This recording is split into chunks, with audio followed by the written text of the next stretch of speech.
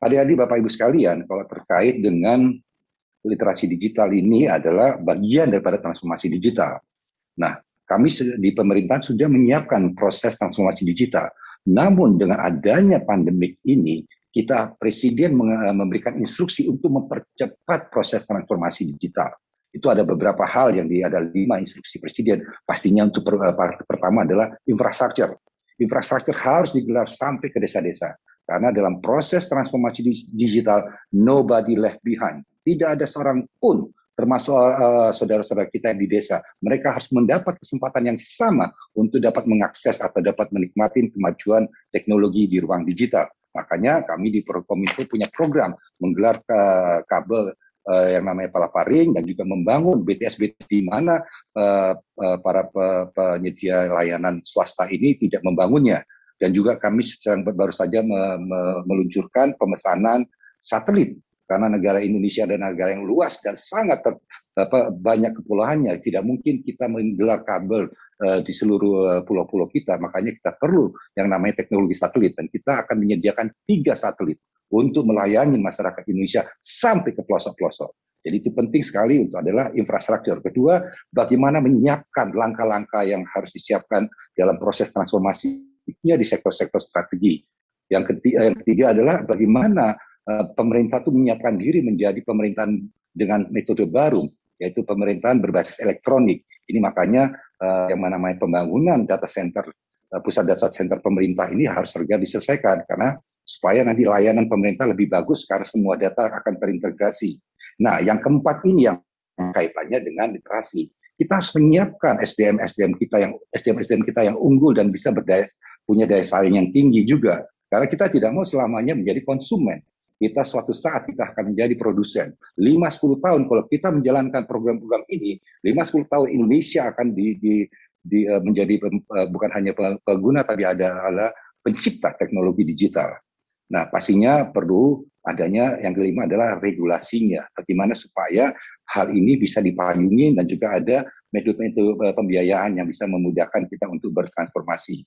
Kalau kita bicara tentang SDM-nya sendiri, dalam proses transformasi digital ini, Indonesia ini menurut World Bank ini, bukan menurut saya, menghitung berapa banyak talenta digital yang dibutuhkan.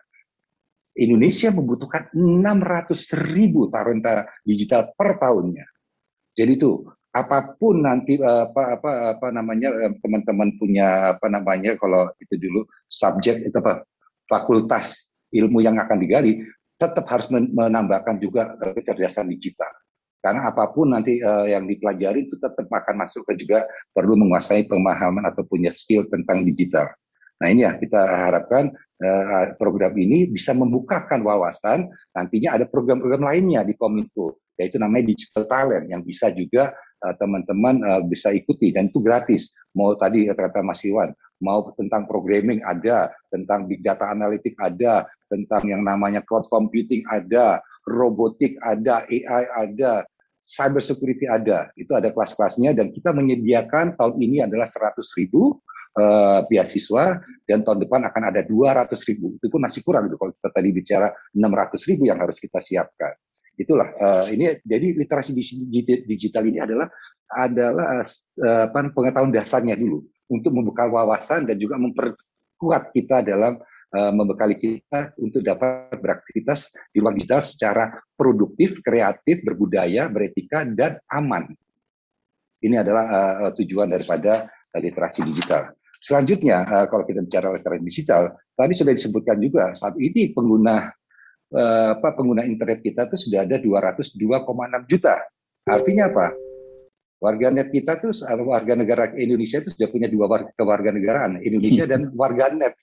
Nah, apalagi warganetnya plus 62 lagi. Ini kan punya karakter sendiri. Itu perlu juga membenahi karena juga banyak juga yang mengatakan punya karakter sendiri lah. Kalau saya bilang tidak negatif, tapi itu perlu pembenahan, perlu juga meningkatkan. Kita ini adalah bangsa yang berbudaya. Kenapa kita pada saat kita beraktivitas di ruang digital kok kita seolah kita tidak berbudaya, kita tidak beretika. Padahal bangsa Indonesia dikenal oleh dunia. Obama pernah datang ke sini dan dia dengan bangganya dia menghargai yang namanya falsafah kehidupan kita, yaitu Pancasila. Kenapa kita tidak bisa menghargai itu? Kenapa kita tidak mau membawa itu dalam aktivitas kita di dalam ruang digital? Tadi yang saya katakan, realitas baru manusia adalah kombinasi antara ruang fisik dan ruang digital yang terinterkoneksi, sangat kuat. Hyper interconnection bahasa ininya. Nah, itu yang kenapa kita harus siapkan. Nah, untuk itu ada perlu yang namanya kenapa perlu literasi. Selama ini banyak sekali korban orang tidak tahu cara kerjanya ruang digital, seolah-olah di ruang digital itu semuanya bisa dipercaya. Tapi kalau kita tahu, kita memiliki pengetahuan atau memiliki kecerdasan digital, kita bisa mencari sumber yang bisa dipercaya. Karena di ruang digital itu ada prinsip yang harus dipegang. Semua yang kita lihat, yang kita baca, yang kita tonton di ruang digital itu tidak bisa dijamin kebenarannya sampai kita tahu sumbernya dapat dipercaya. Untuk itu kita perlu meningkatkan kecerdasan kita untuk mencari sumber. Karena setiap orang bisa mengaku siapa saja. Saya bisa mengaku Mas Iwan di ruang digital. Nah, benar nggak dia Iwan? Benar nggak dia punya kredensial? Kita ini aneh kadang-kadang di ruang fisik kita ada orang ngomongnya ngaco, kita tinggalkan. Tapi kok di ruang digital kok kita tanggapi gitu. Nah, ini juga ini namanya perlunya kita meningkatkan kecerdasan. Nah, selain itu juga ada banyak sekali masyarakat kita yang termakan hoax. Hoax itu adalah kalau sampai kita termakan hoax itu kan berarti kita ketipu. Kalau kita ketipu kan dianggap oleh orang yang pembuat hoax itu kita bodoh. Apakah kita mau dianggap bodoh? Untuk itu kita perlu kecerdasan. Kamu jangan bohong saya tahu ini aslinya ini kok. Nah, kita kan bisa manipulasi karena apalagi berita-berita lama kita rubah atau kasih caption baru seolah itu baru. Nah, ini kita harus punya kecerdasan. Belum lagi penipuan online. Penipuan online tahun lalu saja itu saya menangani 175.000 penipuan online yang dilaporkan. Itu yang dilaporkan. Belum lagi yang tidak dilaporkan. Nah, ini bagaimana tingkat literasi digital masyarakat kita. Untuk itu kita selalu bekerja sama dengan siapapun untuk meningkatkan literasi digital. Belum lagi yang namanya kejahatan cyber yang lainnya. Ada cyberbullying, pencurian data pribadi kita, mengambil akun kita. Nah, ini semua akan merugikan kita kalau kita tidak memiliki kecerdasan digital. Kita akan menjadi korban. Ya, kalau kita dulu kecil, kita diajarin kalau nyebrang di jalan itu harus lihat kiri kanan, pastikan jalan aman kita nyebrang. Nah, kita kan nggak pernah diajarin. Di ruang digital bagaimana sih? Di ruang digital itu lebih parah lagi. Itu masuk hutan. Belantara, karena itu semuanya ada di situ. Semua peradaban ada di situ. Semua budaya ada di situ. Semua yang baik maupun buruk ada di situ. Kalau kita nggak membekali diri kita akan menjadi korban. Kita menjadi objek daripada kejahatan-kejahatan yang sedang dirancang oleh orang-orang yang memanfaatkan kekurang pengetahuannya masyarakat yang belum terliterasi digital. Ini yang ini target literasi. Jadi kita ingin tiap tahunnya itu ada 12,5 juta masyarakat Indonesia terliterasi. Nanti di akhir 2024 kita harapkan ada 50 juta masyarakat Indonesia terliterasi. Kenapa hanya 50? Ya diharapkan setiap orang itu sudah harus meliterasi, selain meliterasi diri kita harus meliterasi orang sekeliling kita. Kalau kita nanti teredukasi, kita paham tentang kecerdasan digital, kita ajarinlah ke saudara kita, ibu kita, adik kita, teman-teman kita. Inilah yang namanya impact. Dari 50 diharap 50 juta kita memiliki impact yang 5 kali lipat. Jadi akhirnya 250 juta orang Indonesia terliterasi digital. Nah, kalau kita bicara tentang gerakan ini sebenarnya sudah saya canangkan di tahun 2017. Di 2017 itu saya diangkat jadi dirjen, saya mereview sebuah program. Wah, ini kayaknya programnya kok targetnya cuma 15.000 ya. Kapan pinternya orang Indonesia kok setahunnya 15.000. Waduh, ini jumlah saya rubah. Ini terus kenapa hanya kita, hanya pemerintah? Kenapa nggak melibatkan? Jadi saya rubah 2017 saya canangkan gerakannya. Saat ini sudah ada terkumpul kurang lebih ya, saya agak lupa terakhir ada penambahan lagi 115 organisasi yang terlibat dalam gerakan nasional literasi digital. Nah, program ini pun sudah diakui secara internasional. Kami mendapatkan penghargaan dari UNESCO dalam program World Summit on Transformation Society, itu dapat prize ini tahun 2020. Malahan saya sudah banyak diwawancarai oleh dari negara-negara lain untuk meniru program literasi kita, karena kita memang sebuah gerakan. Jadi kita bukan hanya Kominfo, tapi banyak sekali, termasuk perguruan tinggi Pancasila ini juga ada menjadi mitra kami. Nah, apa sih yang diajarkan? Ada 4 modul. Pertama adalah cakapan digital atau digital skill. Kenapa kita perlu? Ya tadi, kita bisa harus piawai, paling tidak untuk menjalankan kehidupan kita sehari-hari di ruang digital. Kita harus tahu bagaimana menggunakan gawai kita tahu aplikasi-aplikasi saja apa saja yang kita perlukan, dan kita tahu cara mengoperasikan aplikasi-aplikasi yang kita butuhkan. Nah, selain daripada itu diajarkan juga tentang atau diingatkan kembali perlunya membangun karakter, yaitu karakter kebangsaan lewat apa? Digital culture. Ini diharapkan masyarakat bisa mempunyai karakter kebangsaan yang berwawasan Indonesia, Pancasila, Bhinneka Tunggal Ika dalam kehidupan sehari-hari di dalam ruang digital. Jadi kalau kita bawa ini tidak ada terjadi friksi, karena kita apa? Kita tahu keberagaman, kita tahu yang namanya saling menghargai perbedaan itu.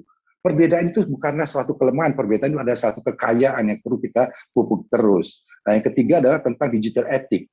Kalau di ruang fisik kita perlu membangun etika yang paling gampang kalau kita bertutur kata. Itu kan kita selalu mengedepankan kesopanan.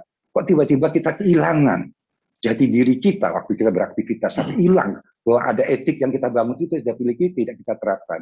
Nah, ini kita juga ajarkan. Nah, yang terakhir adalah bagaimana tentang digital skill itu, bagaimana kita bisa beraktivitas di ruang digital secara aman, karena jangan sampai kita jadi korban.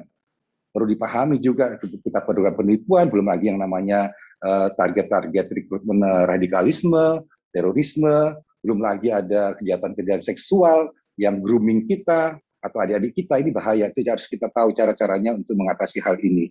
Nah, ini program ini kita kerjasamakan dengan berbagai macam organisasi, dan tiap tahunnya kita review itu menjadi ada programnya namanya Citizen Fair, itu nanti kita memberikan penghargaan. Nah, selanjutnya terkait setelah literasi digital, ada yang tadi saya katakan, ada program-program yang lain tuh yang skillnya lebih tinggi lagi. Ini juga bisa diakses di website Kominfo, walaupun tidak di dalam program kedirjen saya, tapi ini di dalam Kominfo di bawah Litbang. Jadi teman-teman juga bisa mengaksesnya. Dan ini semua program ini gratis. Yang terakhir ini adalah bagaimana kita way forward literasi digital. Jadi bagaimana ke depannya, walaupun kemampuan literasi digital masyarakat bisa semakin tinggi, baik secara kualitas maupun kuantitas maupun kualitas, masih ada banyak hal-hal yang bisa ditangguhkan. Jadi ini yang kita ingin naikkan, jadi indeks kita yang rendah ini harus kita naikkan. Untuk menyiapkan diri kita supaya kita bisa menjadi pelakunya, bukan saja penontonnya. Dengan makin tingginya, artinya kita bisa menciptakan SDM yang unggul, yang bisa yang memiliki daya saing dengan SDM yang lainnya. Dengan adanya literasi kita bisa menangkal namanya dampak-dampak negatif, hoax lah, atau rekrutmen radikalisme, terorisme, yang lainnya yang negatif itu kita bisa tangkal karena kita memiliki yang namanya kecerdasan digital. Itu kira-kira yang ingin saya sampaikan. Dengan internet kita merdeka dalam berkarya. Dengan berkolaborasi, kita ciptakan inovasi, karena Indonesia maju mulai dari kamu.